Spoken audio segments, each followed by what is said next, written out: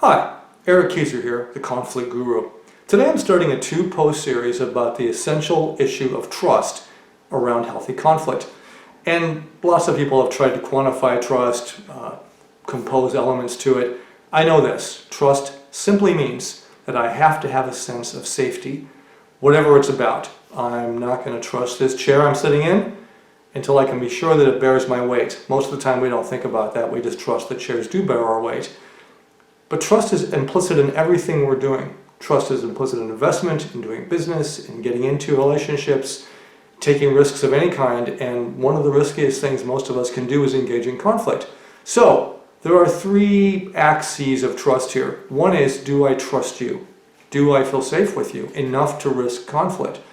Two, do you trust me? This isn't simply if I trust you, but also there has to be a reciprocal level of trust to engage in conflict.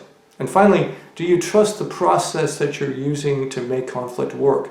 How do you tackle process from a procedural perspective? So trust is all over the place in conflict. What are we going to do to build trust? That's more for my next post. But I've got a couple of questions to ask today. One, who do you trust in your world enough to wade into or risk conflict with? And why do you trust them? What makes that person safe enough? See what you can do to quantify that question, because in answering that question, you're going to begin to understand what you need to feel safe with other people. Two, who trusts you enough to wade into conflict with you? And why do they trust you?